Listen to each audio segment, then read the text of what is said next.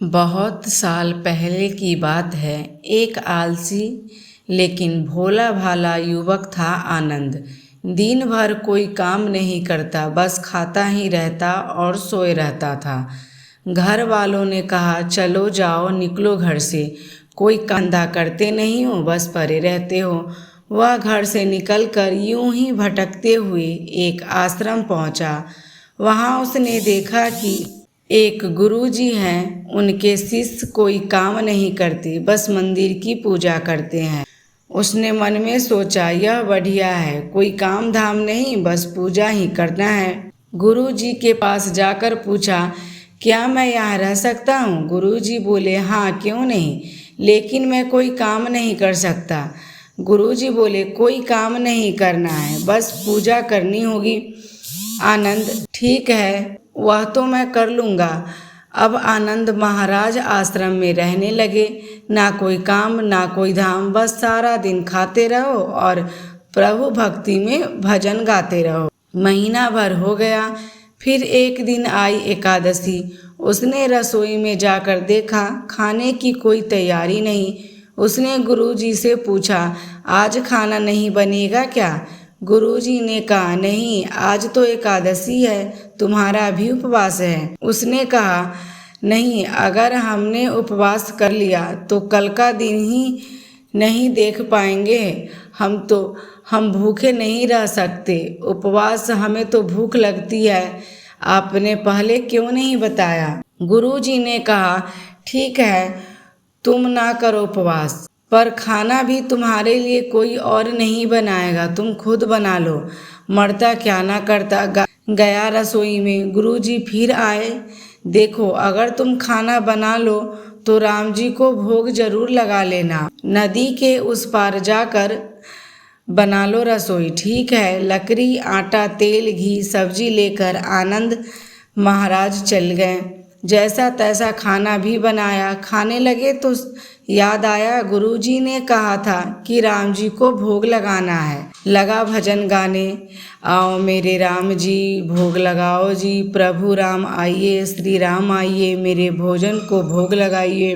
कोई ना आया तो बेचैन हो गया, और यहाँ तो भूख लग रही थी और राम जी आ नहीं रहे हैं। भोला मानस जानता नहीं था कि प्रभु साक्षात तो आएंगे नहीं, पर गुरुजी की बात मानना जरूरी है।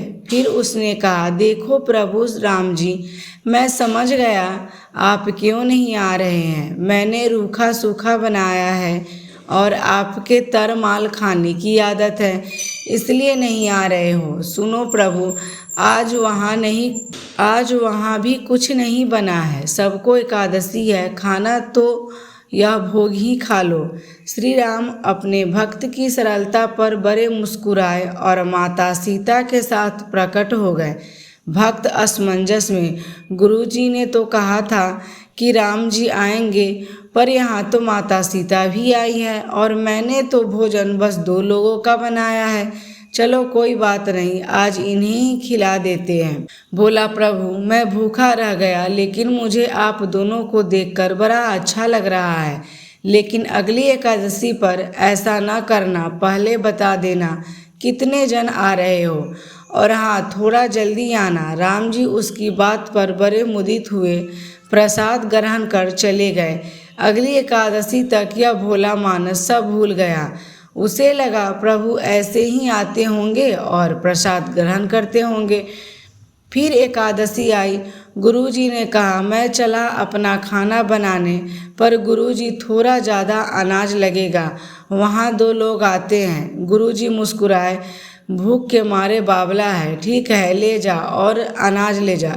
अब की बार उसने 3 लोगों का खाना बनाया। फिर गुहार लगाई, प्रभु राम आइए, सीता राम आइए, मेरे भोजन भोग लगाइए। प्रभु की महिमा भी निराली है। भक्त के साथ कौतुक करने में उन्हें भी बड़ा मजा आता है। इस बार वे अपने भाई लक्ष्मण, भरत, शत्रुघ्न और हनुमान जी को लेकर आ गए। भक्त को चक्कर आ गया, यह क्या, एक का भोजन बनाया, 2 आए, 2 का भोजन बनाया, पूरा खानदान आ गया। लगता है आज भी भूखा ही रहना पड़ेगा। सबको भोजन भोजन लगाया और बैठे बैठे देखता रहा। अनजाने ही उसकी भी एकादशी हो गई। फिर अगली एकादशी आने से पहले गुरुजी कहा, गुरुजी ये आपके प्रभु श्री राम जी अकेले क्यों नहीं आते?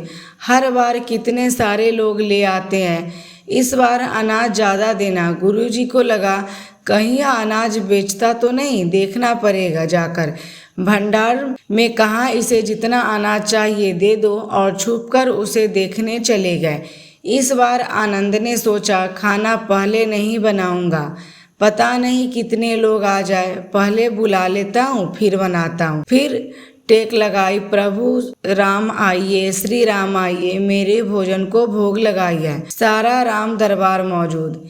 इस बार तो हनुमान जी भी साथ आए, लेकिन यह क्या, प्रसाद तो तैयार ही नहीं। भक्त ठहरा भोला भाला, बोला प्रभु इस बार मैंने खाना नहीं बनाया। प्रभु ने पूछा क्यों? राम जी मुस्कुराए। सीता माता भी गदगद हो गई उसके मासूम जवाब से। लक्ष्मण जी बोले क्या करे प्रभु? प्रभु बोले भक्त की इच्छा है तो पूरी तो करनी पड़ेगी, चलो लग जाओ काम से। लक्ष्मण जी ने लकड़ी उठाई, माता सीता आटा सानने लगी। भक्त एक तरफ बैठकर देखता रहा। माता सीता रसोई बना रही थी तो कई ऋषि मुनि यक्ष गंधर्व प्रसाद लेने आने लगे। इधर गुरुजी ने देखा खाना तो बना ही नहीं, भक्त एक कोने में बैठा है।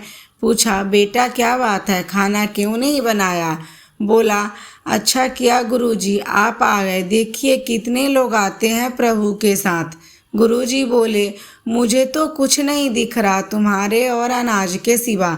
भक्त ने माथा पकड़ लिया, एक तो इतनी मेहनत करवाते हैं प्रभु, भूखा भी रखते हैं और ऊपर से गुरुजी को दिख भी नहीं रहे हैं, और यह बड़ी मुसीबत है। प्रभु ने कहा आप गुरुजी को दिख क्यों नहीं रहे हो? प्रभु बोले मैं उन्हें नहीं दिख सकता। बोला क्यों? वे तो बड़े पंडित हैं, ज्ञानी हैं, विद्वान हैं, उन्हें तो बहुत कुछ आता है, उनको क्यों नहीं दिखते आप? प्रभु बोले माना कि उनको सब आता है पर वे सरल नहीं है तुम्हारी तरह, इसलिए उनको नहीं दिख सकता। आनंद ने गुरुजी से कहा गुरुजी प्रभु कह रहे हैं आप सरल नहीं हैं, इसलिए आपको नहीं दिखेंगे। गुरुजी रोने लगे, वाकई मैंने सब कुछ पाया पर सरलता नहीं पा सका तुम्हारी तरह, और प्रभु तो मन की सरलता से ही मिलते हैं। प्रभु प्रकट हो गए और गुरुजी को भी दर्शन दिए।